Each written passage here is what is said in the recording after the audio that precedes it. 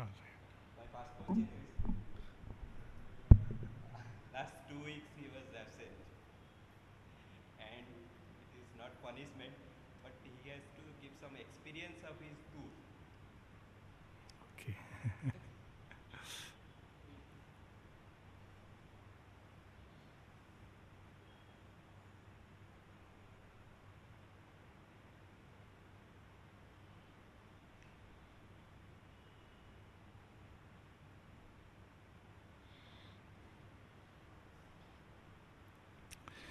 Okay. Santosh has put me in a very difficult situation, very difficult question to answer.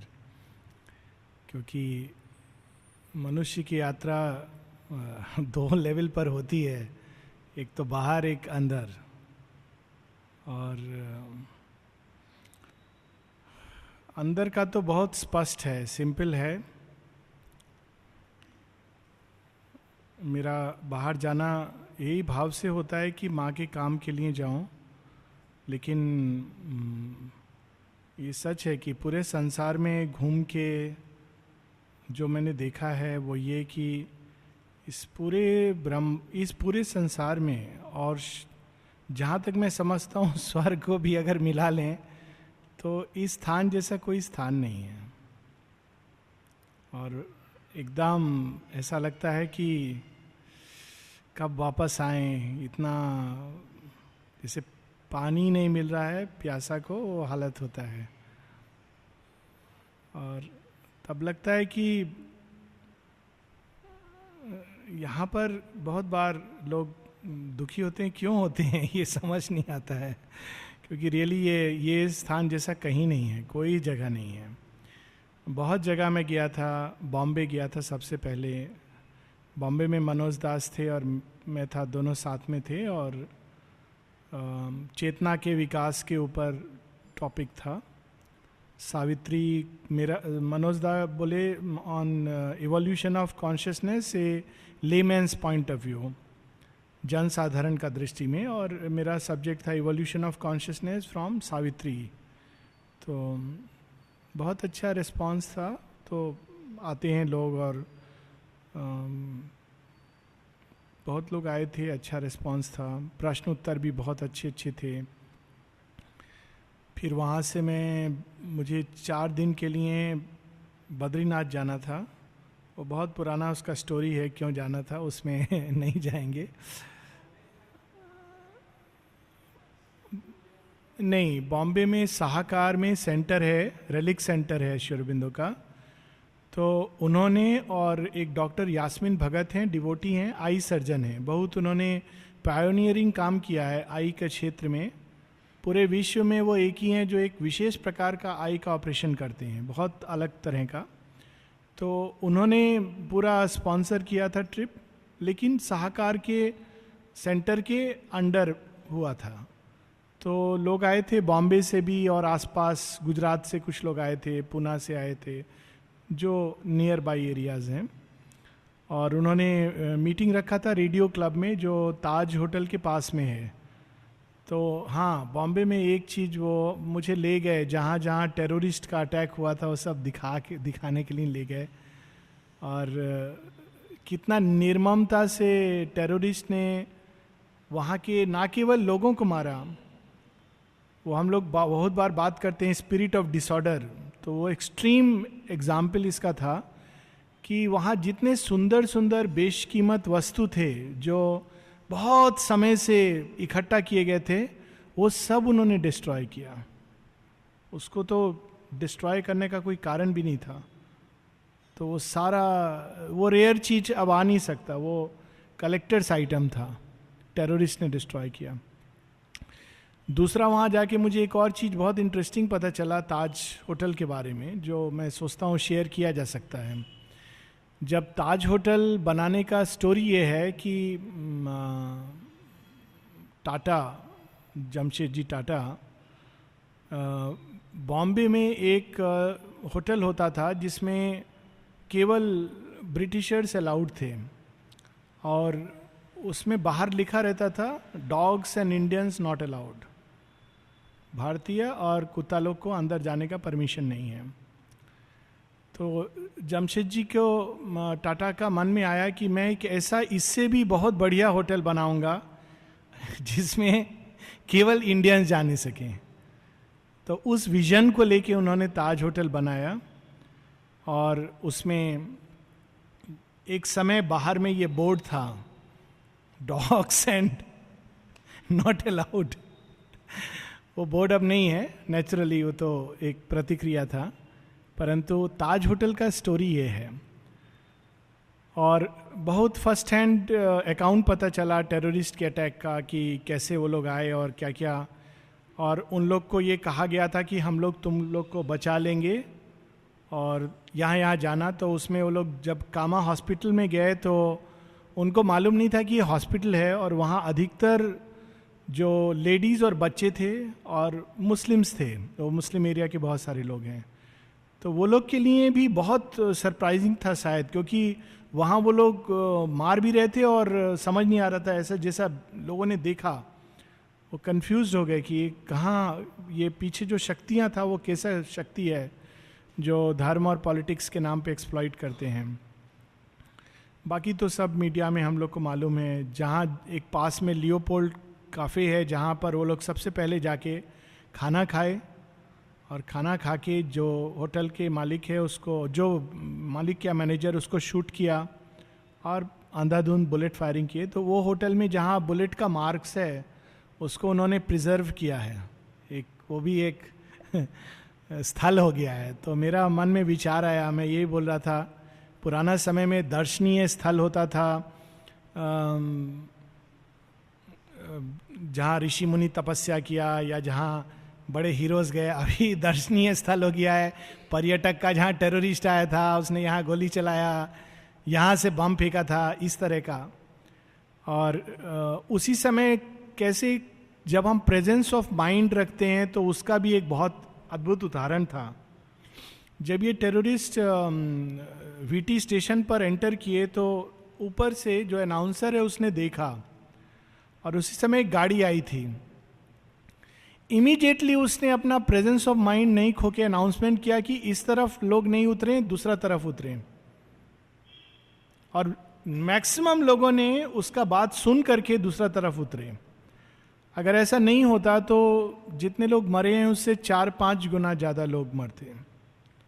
तो that is one example कि जब अगर हम अपने अंदर काम रहें तो क्या फ़र्क पड़ता है। दूसरा, कैसे साथ साथ ये देवासुरी शक्तियों में यंत्र बनते हैं लोग, असुर के भी और देवी शक्तियों के भी। वो निश्चित रूप से देवी शक्ति का यंत्र था उस समय, उसको ठीक वो टाइम पर इंस्पिरेशन आया और उसने ऐसा रिएक्ट किया। तो लगभग ये था बॉम्बे का स्टोरी। और बहुत अच्छे बात हुए लोगों से, और सेंटर भी बहुत अच्छा था, वो तो एक पार्ट है। फिर मैं वहाँ से बद्रीनाथ गया। बद्रीनाथ मेरे ख्याल से 10,000 ऐसे फुट पर है, और अभी तो गाड़ी जाती है वहाँ तक।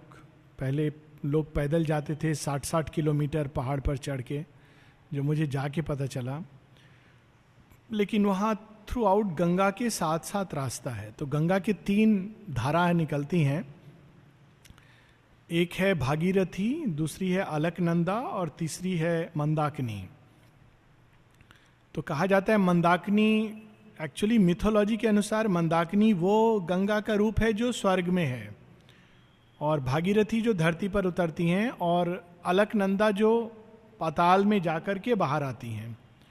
तो एक्चुअली वहाँ ये तीनों धारा देखने को मिलता है। और बद्रीनाथ के रास्ते में एक जगह है रुद्रप्रयाग, वहाँ ये तीनों धारा मिलती है। तो वन देख पाता आदमी, इधर से हरा पानी आ रहा है, इधर से ब्लू वाटर आ रहा है, इधर से ब्राउनिश वाटर आ रहा है। Actually one can see. और मैं शायद पहले भी बोल चुका हूँ कुछ लोगों के साथ, गंगा जी के साथ मेरा बहुत घनिष्ठ संबंध है, अंतरंग संबंध है। बहुत सुंदर मेरे अनुभव हुए हैं माँ गंगा के साथ, रियल लिविंग एक्सपीरियंस। तो मुझे बहुत आनंद आता है गंगा के पास में जाने में। तो गंगा के साथ साथ पूरा रास्ता था पहाड़ में। मैंने तो देखा था इस तरह का पहाड़ पहले, बर्फ़ चारों तरफ है, बीच में थोड़ा श्वास का प्रॉब्लम होता है क्योंकि सडनली 10,000 फीट पर आदमी पहुंचते हैं।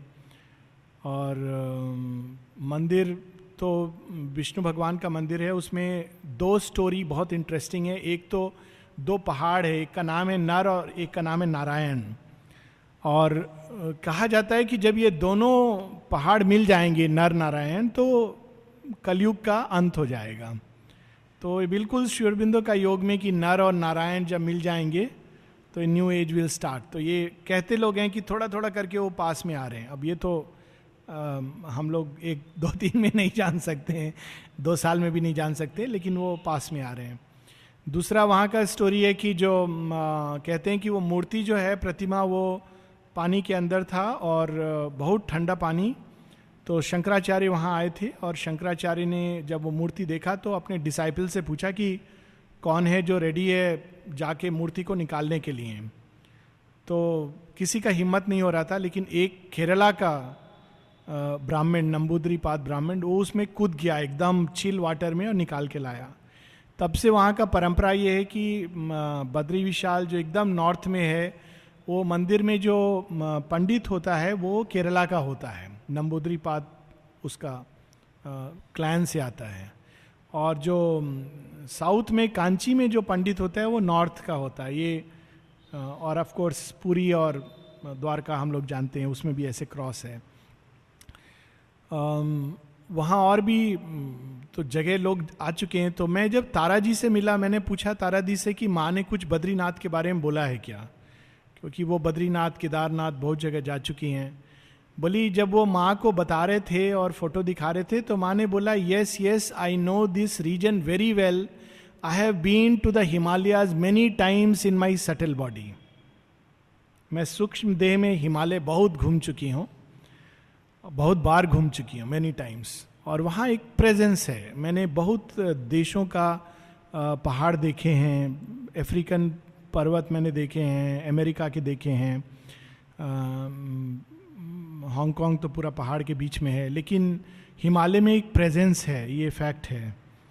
ऋषि मुनियों का तपस्या का प्रभाव है।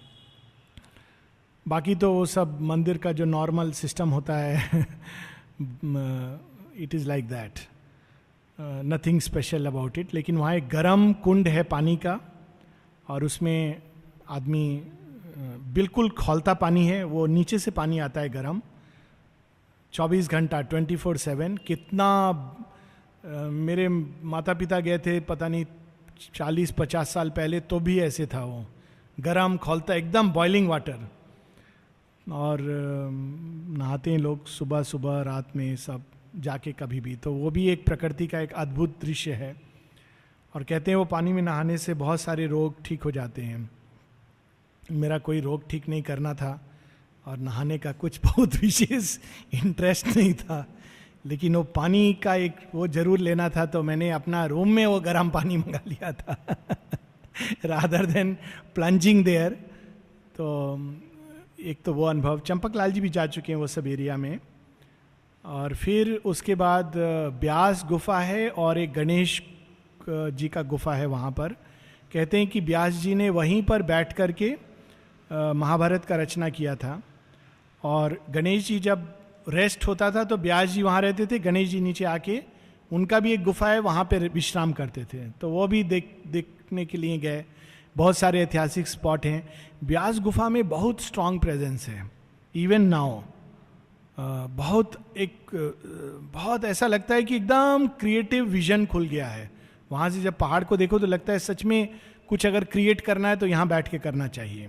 वेरी वेरी पावरफुल, इतना हजारों वर्ष बाद।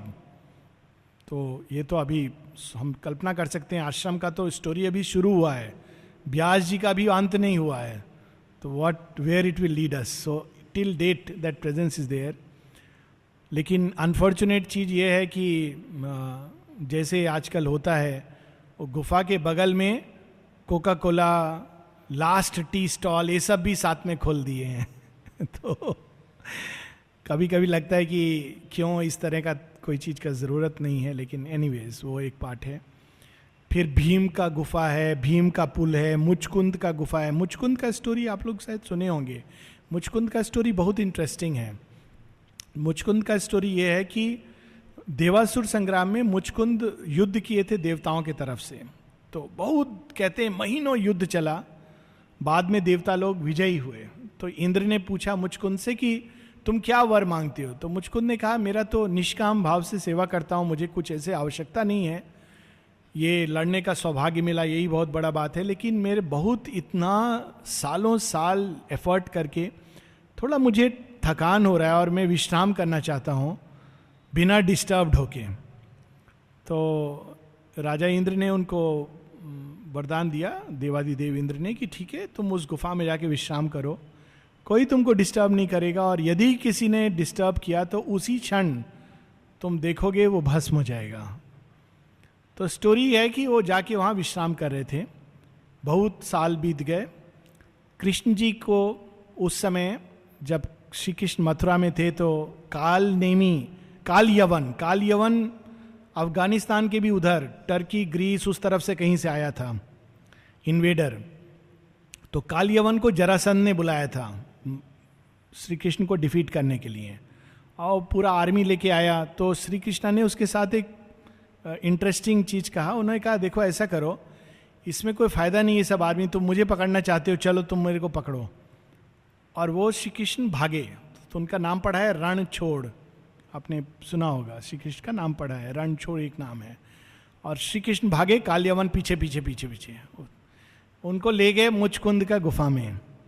श्री कृष्ण को तो मालूम था पूरा स्टोरी, और श्री कृष्ण गुफा में जाके शांति से छुप गए। काल यवन आता है तो वो देखता है कौन वहां पर सो रहा है, तो बोलता है ए तुम देखा है इसको? तो वो तो बहुत गहरे नींद में थे।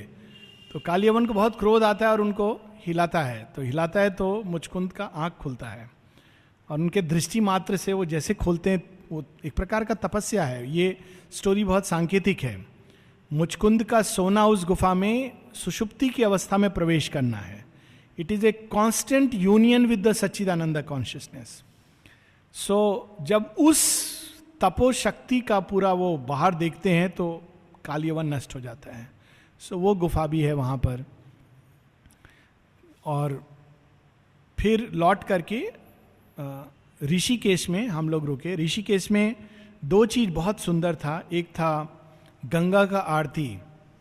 गंगा का आरती बहुत ही अद्भुत, अगेन मे बी मेरा पर्सनल रैपो के कारण बहुत अच्छा अद्भुत। शाम के समय बहुत यंग सन्यासी लोग थे और बहुत इंस्पायरिंग था वो मोमेंट कि गंगा जी का वो प्रार्थना कर रहे थे और फिर दीप प्रज्वलित करके गंगा में डाल रहे थे।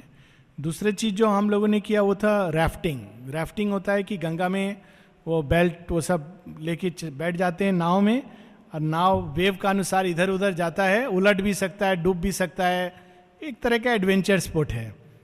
तो उसका पहले रात को हम लोग टेंट में रुके थे, पूरा सब टेंट था गंगा जी के किनारे, टेंट में रुक करके बहुत अद्भुत एक्सपीरियंस है वो, उसको कह नहीं सकते हैं।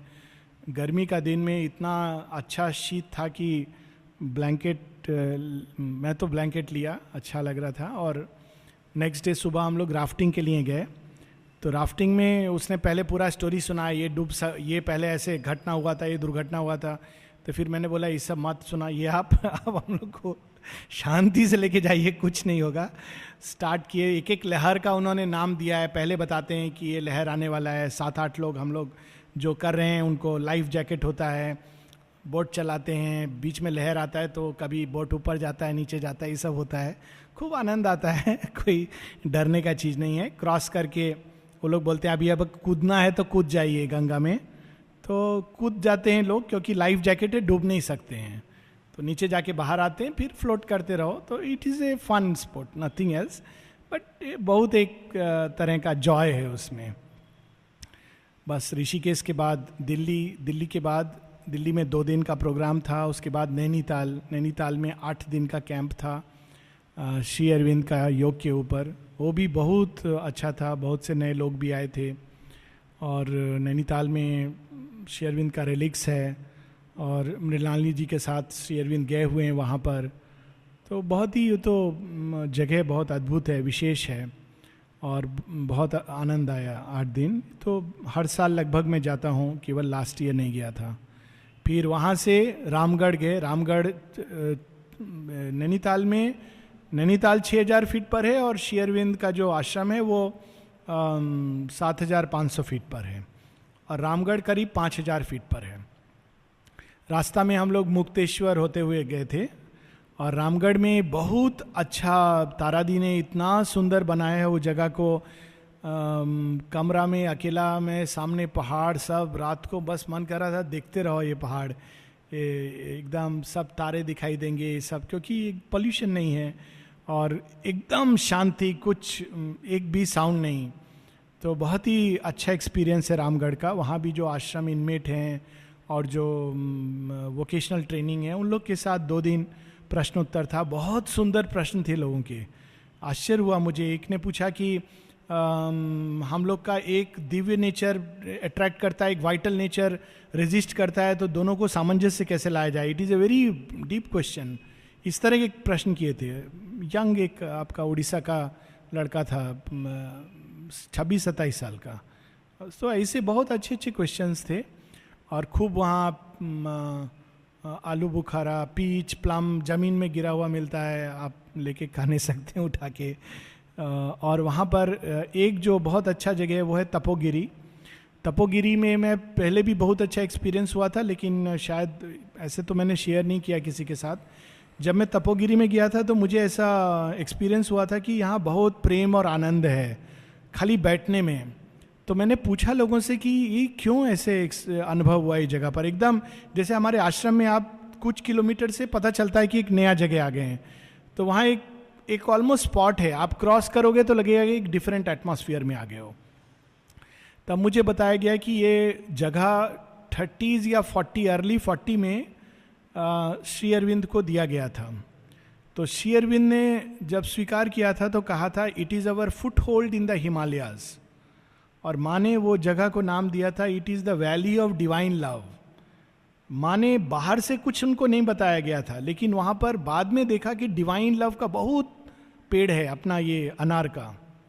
तो एक्चुअली वहाँ डिवाइन लव का पेड़ है और वहाँ बहुत एक दिव्य प्रेम और आनंद का अनुभूति होता है। और वहाँ पर पास में कोबराज, किंग कोबराज बहुत हैं, जो रेयर स्पेसी है। किंग कोबरा जो नागराज एक्चुअल, जो सब नागों का भी राजा है। तो हाल में वो किंग कोबरा ने अपना घोंसला बनाया था। तो ये मुझे पहला बार पता चला कि कोबरा भी घोंसला बनाता है, और कैसे बनाता है, प्रकृति कैसे उसके अंदर काम करता है, ये अद्भुत है कि वो ऐसा मूवमेंट करता है कि धीरे धीरे पास का पत्ता और वो समेट के वो घोंसला बनाता है।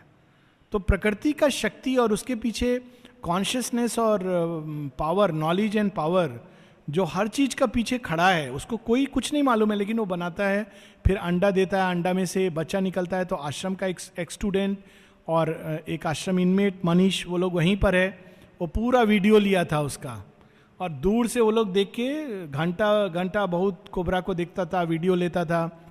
वो सब हम लोग को वीडियो दिखाया कि कैसे कैसे सब घोंसला बना रहा है, बच्चा को दे रहा है, बच्चा निकल रहा है। सब बच्चा को ले आया आश्रम का अंदर और वहाँ पर रख के उसका सबको नाम दे दिया, एक एक नाम। सो वो भी एक अद्भुत दृश्य था।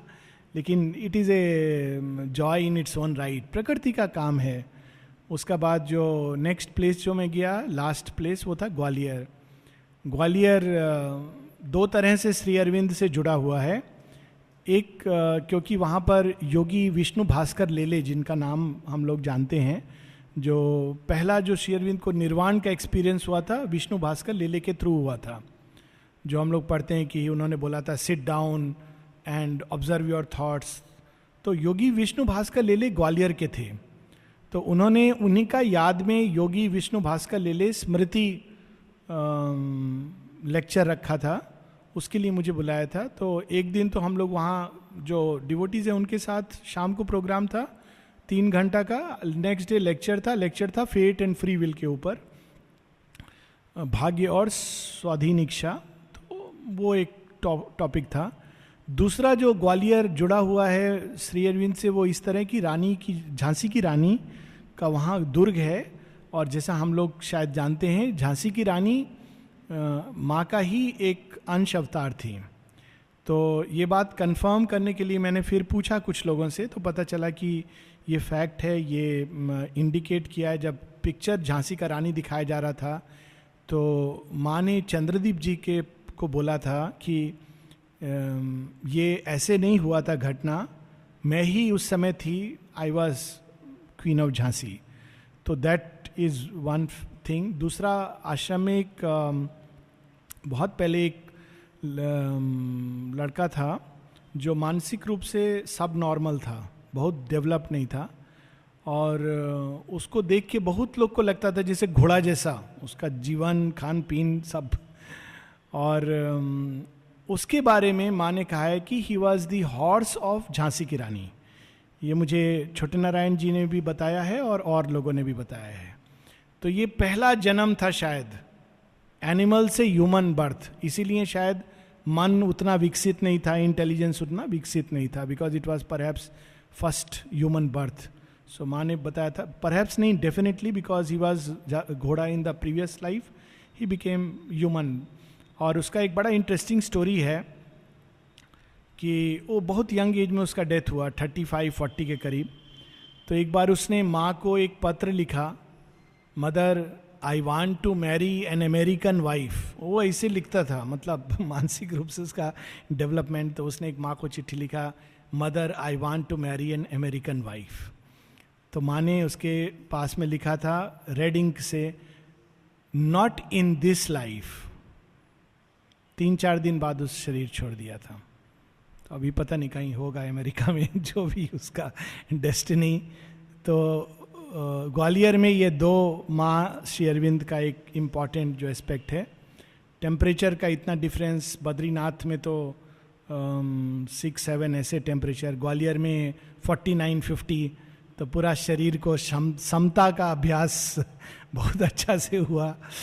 और फिर आके बस, लेकिन वो टाइम ऐसे कोई भी पूछने से क्या चाहिए लगता था, पौंडीचेरी आश्रम जाके माँ का श्वास ले लूँ. और जो पहला एक्सपीरियंस मेरा पौंडीचेरी आके हुआ कि संसार में इतना पहाड़ पर्वत, लेकिन सबसे शुद्ध वातावरण, सबसे शुद्ध एयर अगर कहीं है तो आश्रम में है.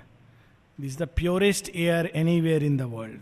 इससे, लेकिन ये प्योर केवल फिजिकल नहीं है, एक बहुत सूक्ष्म लेवल का प्योरिटी है अगर हम लोग वो सांस लेना जाने. लेकिन इतना प्योर है कि कभी कभी जैसे बहुत प्योरिटी से आदमी को सांस लेने में तकलीफ होता है, तो कभी कभी ये प्योर एयर लेने से हम लोग को सांस लेने में तकलीफ होता है, क्योंकि हम लोग को तो एक पर्टिकुलर कॉम्बिनेशन चाहिए, वो कॉम्बिनेशन नहीं होने से प्रॉब्लम होता है. तो ये मेरा पूरा यात्रा है, हर साल होता है, नया चीज़ नहीं है, 2-3 ट्रिप ऐसे लगता है. मैं और कुछ प्रश्न के पहले, अच्छा इसमें अगर कुछ प्रश्न है तो हम लोग ले सकते हैं, नहीं तो कुछ लाइन सावित्री का हम लोग पढ़ सकते हैं. Last bit I think record नहीं हुआ था या कुछ, तो उसका हम लोग थोड़ा पढ़ सकते हैं.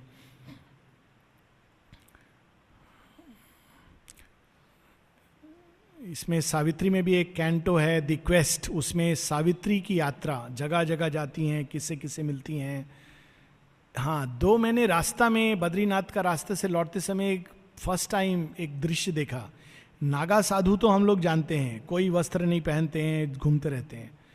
लेकिन मैंने 2 जैन मुनियों को देखा जो एकदम एक शरीर में एक तिनका भी नहीं, ऐसे जा रहे थे. तो पहले तो मैं देख के मुझे लगा ये कोई आदमी मानसिक रूप से डिस्टर्ब्ड है जा रहा है, क्योंकि फर्स्ट इम्पल्स. फिर मैंने देखा उसका साथ एक आदमी अच्छा कपड़ा में चल रहा है, तो किसी ने, मैंने पूछा कि क्या है, तो उसने बताया कि ये ऐसे से है. तो मैं बोला इसका साथ में कोई क्यों चल रहा है? बोला नहीं, उसको अगर कुछ ज़रूरत हो तो ये जाता है. मैंने बोला फिर रिनंसिएशन क्या हुआ? रिनंसिएशन बाहर का थोड़ी होता है. आपको अभी भी अगर चिंता है कि साथ में कोई चलता है, एक कोई गई थी तो उनका साथ में कोई कुर्सी भी लेके चल रहे थे. तो ये भी एक इंटरेस्टिंग चीज़ है. लेकिन इंटरेस्टिंग ये चीज़ है उसमें कि शरीर को हम कैसे ट्रेन कर सकते हैं. कि वो लोग बद्रीनाथ केदारनाथ जाते हैं बिल्कुल बिना एक भी कपड़ा के, वैसे ही जाते हैं, वैसे ही आते हैं. तो बॉडी को कितना कैपेसिटी है इसको रीट्रेन करने का, री एजुकेट करने का. इसमें कोई स्पिरिचुअल चीज नहीं है, it is not something spiritual. बहुत लोग इसको सोचते हैं it is sign of great spirituality. It is not a sign of great spirituality, it is a sign of power of mind over matter. कि वो चाहे तो जड़ तत्व को मन इतना अधिक अपना कंट्रोल में ले सकता है कि उसको ठंड का जगह में भी बिना वस्त्र के आदमी जा रहा है और घूम रहा है. It is something creditable. So वो एक पार्ट है, but it should not be mixed up with spiritual consciousness. Last के कुछ लाइन जो हम लोग लास्ट टाइम भी पढ़े थे उसको पढ़ सकते हैं. अरे वेरी गुड, ये तो बिल्कुल एकदम फिट होता है. At last the traveller in the paths of time. ठीक पढ़ रहा हूँ कि गलत पढ़ रहा हूँ? अरे नहीं, एक मैं गलती से खोल लिया हूँ. Anyways it suits very well. At last the traveller in the paths of time arrives on the frontiers of eternity. In the transient symbol of humanity draped, he feels his substance of undying self and loses his kinship to mortality. एक समय आता है, अभी हम लोगों ने अपना बंधन मर्त लोक से मर्त चेतना के साथ जोड़ा हुआ है. मर्त चेतना का अर्थ है सीमित चेतना. ये पेज 23 है, मैं गलती से 2 पेज एक्स्ट्रा पलट दिया. तो अभी हम मर्त चेतना से जुड़े हुए हैं. फिर हमारा ये संबंध मर्त चेतना, लिमिटेड चेतना से टूट जाता है और हमारा संबंध अमृतत्व, अनंत, असीम उस चेतना से जुड़ जाता है. He loses his kinship to mortality. अभी हम मर्त लोक की संतान हैं, मर्त लोक के जीव हैं. तब हम अमर लोक के, अमृतत्व के अधिकारी बनकर देवताओं की तरह मां अदिति की संतान बन जाते हैं. A beam of the eternal smites his heart. कहां से ये रूपांतरण प्रारंभ होता है? हृदय के अंदर. सबसे पहले हृदय में कोई गहराई में हम अनंत के साथ जुड़ जाते हैं और वहां से एक लिंक, एक तार जुड़ जाता है. अभी हमारा अहंकार, ईगो सेल्फ का तार निम्न चेतना से जुड़ा हुआ है. भगवान उसको डिस्कनेक्ट कर देते हैं, लेकिन डिस्कनेक्ट का पहले अंदर से एक दूसरा तार जोड़ते हैं. तो ये जो लिमिटेड बिजली से हट के न्यूक्लियर पावर और सोलर पावर से हम लोगों का कनेक्शन जुड़ जाता है. Beam of the eternal smites his heart. His thought stretches into infinitude. उस शक्ति, उस के प्रभाव में, उस ज्ञान के संपर्क से हमारे विचार अपने आप इन्फिनिटी की ओर उड़ने लगते हैं. वो विचार जो अभी छोटे से चिड़िया की तरह इधर से उधर या कौवा का तरह छोटा चीज में अटके हुए हैं, भटके हुए हैं, बार बार उसका चेष्टा कर रहे हैं, वही हमारे विचार स्वान की तरह, हंस की तरह मानसरोवर की तरफ उड़ने लगते हैं. His thought stretches into infinitude. उसके स्पर्श से, उसके संपर्क से, उस चेतना के संपर्क से. All in him turns to spirit vastnesses. धरती का प्राणी आकाश में उड़ने लगता है और आकाश में उड़ता उड़ता धरती की सीमा से बाहर अनंत ब्रह्मांड में भ्रमण करने लगता है. His soul breaks out to join the oversoul. His life is ocean by that super life. He has drunk from the breast of the mother of the worlds. अभी हम लोगों ने माँ अदिति का दुग्ध पान किया है, फिर हम माँ अदिति का दुग्ध पान करते हैं. डिविजिव कॉन्शियसनेस से निकलकर अनडिवाइडेड चेतना, और उससे हम लोग अपनी पूरी शक्ति ड्रॉ करते हैं. अभी हमारी सारी शक्ति डिविजिव कॉन्शियसनेस से है. जब एटम बम बना था तो माँ ने बड़ी इंटरेस्ट की, और ये सब स्तर पे लागू होता है. एक डिवीजन की शक्ति होती है और एक यूनिटी की शक्ति होती है. दोनों का अपना अपना शक्ति है, लेकिन यूनिटी की शक्ति को संभालना बहुत कठिन होता है. डिवीजन का शक्ति है एक पत्थर उठा करके किसी को मार देना. आपको उसके लिए ज़्यादा शक्ति नहीं चाहिए, और उससे भी छोटा रेत उठा के किसी के आंख में डाल दे, ये डिवीजन का शक्ति है. रेत का उपयोग भी होता है, अच्छा उपयोग भी होता है. और यूनिटी की शक्ति है पूरी पृथ्वी और एक पर्वत, उसमें उसको उठा लेना, या उसमें जो ऊर्जा है, पूरे समुद्र का जो ऊर्जा है.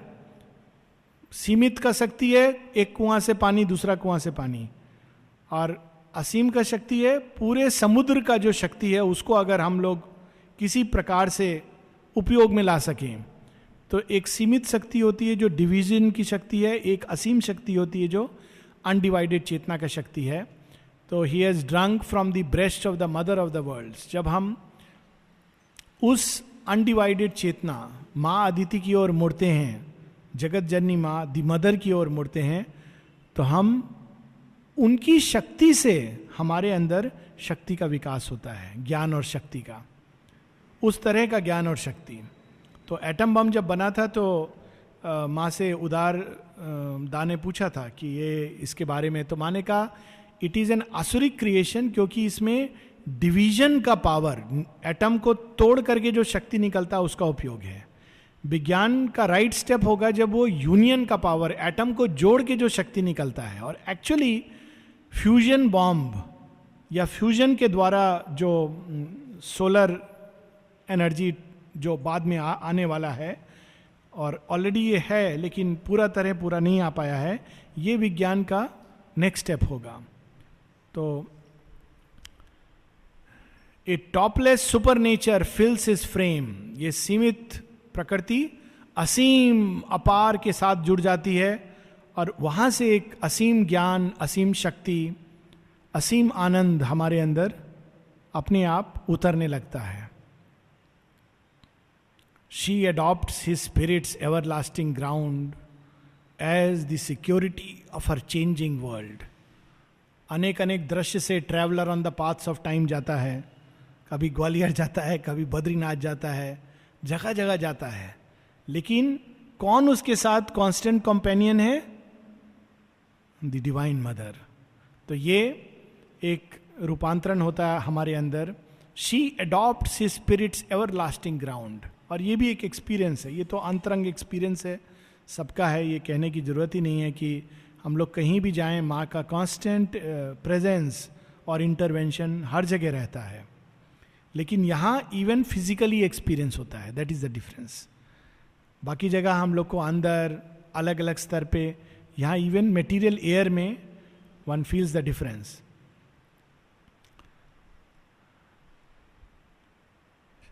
And shapes the figure of her unborn mites.